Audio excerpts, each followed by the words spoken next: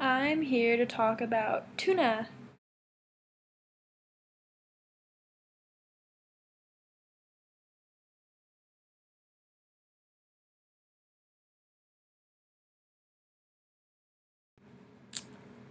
Maybe not that kind of tuna. So my group was assigned Tuna Oddfellow, who happens to be a Second Life artist. At first, I really wasn't sure about him because I wanted a different artist, and we didn't get it, so that was our backup. And he has the most interesting name out of all the artists, in my opinion. So, Glenn had told me through Facebook about this oddball that he puts on, which is like a nightclub that he does every week, Sundays and Wednesdays.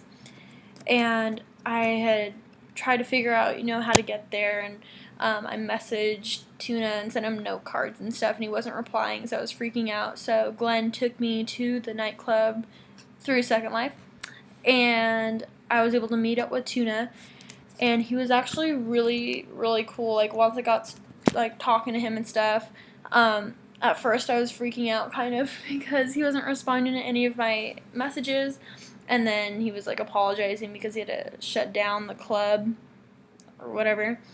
And we talked for about like an hour through Second Life, and he took me behind the scenes of his creations and his nightclubs and what he calls like the hypercube. And it was really interesting, and I was just really thankful that he was able to take the time, like his own time, like to show me all of this. Someone who isn't you know really familiar to Second Life, who's just on Second Life for a school class. Like, he was very interested in like what I was doing too.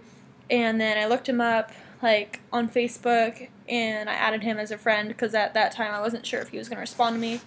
And then I looked at his website, and he's actually a real life magician, which is pretty cool. And um, he spent a lot of time doing his nightclubs, and they're really trippy and they're really loud and lots of like kind of like psychedelic kaleidoscope looking things, and that's what he's really about.